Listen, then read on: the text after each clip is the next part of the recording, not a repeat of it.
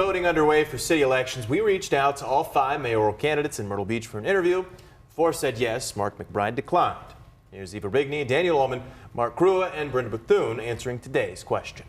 There's been a discussion, especially in city government meetings, about transparency between media and the city government, our local media, of course.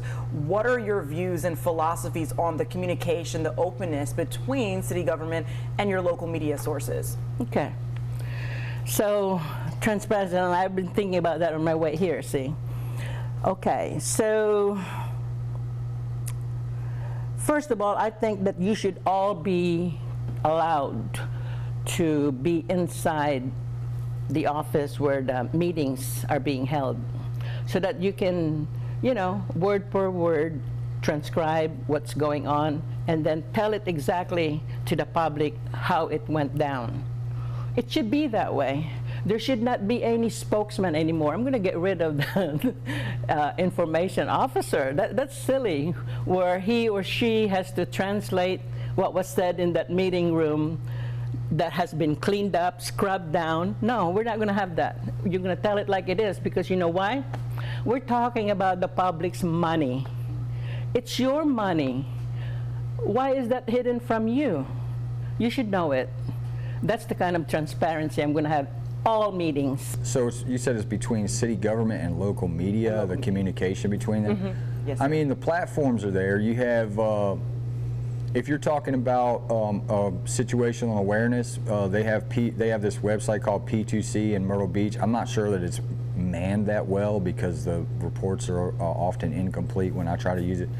The city website, you know, put somebody on there to, you know, that's going to continuously keep fresh, up-to-date, complete information.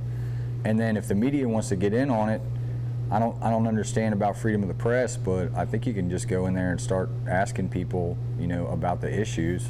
You know, I wouldn't say have, you know, what do they call that, a public affairs official that keeps the public well informed, not like, you know, someone that's just a hollow front. You come out there and you say, hey, this is what we got going on, this is what we're working on, and be honest about it. That was my job for 26 years for the city of Myrtle Beach as the public information director, was making sure that the city's actions were clear, that the decisions were transparent, that the documents were available.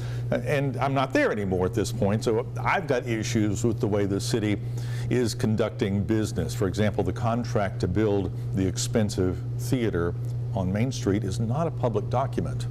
The city is now taking until the last possible day to respond to an FOIA request. In the past, I would get an FOIA request out as soon as possible, which if you could do it the same day, great.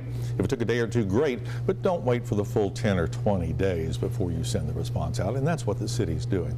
So transparency is like show and tell in kindergarten. You've got to show your actions so that the city residents and the businesses and the visitors have trust in what you're doing. If you're being secretive or hiding things, even without thinking about the consequences, you're not illustrating to the public that you're a safe and trustworthy government. Well, I've always been transparent with the media. I've always been very accessible to the media. The city, when I took office 8 years ago, we actually started holding more workshops than we ever had. We started the in-depth monthly workshop. We now live stream all of our meetings. They are made public. And you know, we are accessible. The new public information department, the communications department, I think they are doing an excellent job, and they're actually doing new and creative things that were not done before. They've taken it to the next level, and they've also invested in technology to make things better and, you know, to put the city out there with videos and, you know, social media.